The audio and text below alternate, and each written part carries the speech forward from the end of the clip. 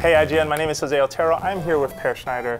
And last week we got basically wind that sources told the Wall Street Journal that the NX, Nintendo's next video game platform, still not sure what sort of console it is, although there was hints there, basically has dev kits out in the wild. But what does that really mean?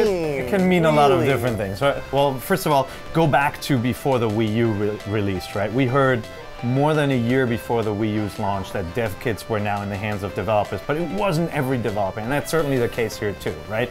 We're talking about a Wall Street Journal Japan report, so it's likely that a very close partner of Nintendo's, like a Square Enix, Dragon Quest, may have a kit, but it doesn't mean that the system is widespread, because the moment a dev kit goes out to a lot of developers, you'll start to hear leaked details, like what kind of controller is what kind of hardware spec, things like that. We don't have any of that yet. Yeah, part of the story even vaguely said sort of industry-leading chipsets, which, you know, for us could be interpreted as possibly a lesson learned where, you know, yes, the success of the Wii was its simplicity and that it was cheap to make, but then there was also the factor of that Wii U wasn't really trying to outperform PS4 and Xbox One, and therefore a lot of consumers didn't really feel drawn into it or didn't seem to buy into that idea. Yeah, but the Wii U was never built as it will be an industry-leading chipset, right? They built it as a unique experience because it has a different controller. The Wii was built as a different experience with a new controller. Hearing industry-leading chipsets sounds like they're trying to compete a little bit more and are actually trying to leapfrog the current generation a little bit more. I'm thinking back on the Dreamcast, right? When the Dreamcast is not a good example for a console being a success, but when it came out, the games looked really good. And ultimately it was done in by the third-party relationships not being strong enough. No EA, no Square and everything, yeah, that's right.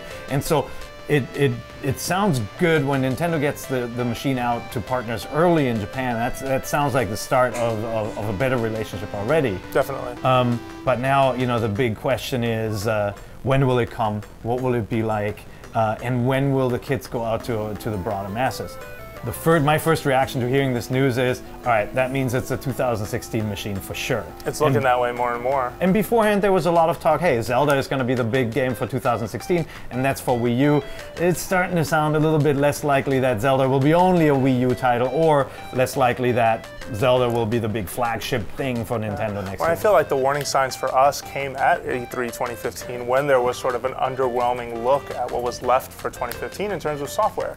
You know, we're still waiting on Mario Tennis, but right now looks incredibly phoned in, for lack of a better way to say it. I mean, we still haven't played enough of it, but at least that's the initial impression. And Amiibo Festival for Animal Crossing, also another example of something that doesn't feel quite traditional, but then again, Animal Crossing has never really been a traditional series. Yeah, we're seeing smaller titles at a point in the console's life cycle where the big brands are supposed to hit, right? Yeah. And we're seeing, obviously, we get Star Fox, there are mumblings around Pikmin title still for Wii U, there's obviously Zelda still on the docket, we haven't heard anything from Mario in a while. There may still be games coming, but it definitely feels like the end of a console generation, of the console life cycle for the Wii U. So, I mean, I am feeling very strongly that 2016 is the year that we'll see the machine. Yep, and the last important detail for this story was that it was reported that this is sort of a device that will work in tandem with a portable and potentially a home console. However, there's no indication those things come together. So, I mean, it would lead me to think that those are going to be sold separately, but they are going to be part of that same ecosystem, which would be a smart play. And it may be a step up from the Wii U where, you know, Nintendo has, it's difficult for Nintendo to drop the price on the machine, right? Like they did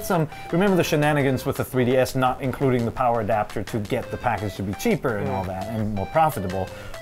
With the Wii U, you cannot remove the gamepad. So maybe this next console is a little different, where a lot of these connectivity and kind of devices are an optional experience. And I would not be surprised if every controller had an Amiibo sort of sensor or touch point, because that's going to continue to be a big part of their future. I mean, it is surely one of the things that's keeping them profitable today, but right now the choke point for Amiibo is just that gamepad. No other controller has the ability to scan in any of those figures. But anyway, that's so far what we've processed from this NX news. What do you think? Let us know in the comments below. And for more Nintendo coverage, keep it right here at IGN. IGN.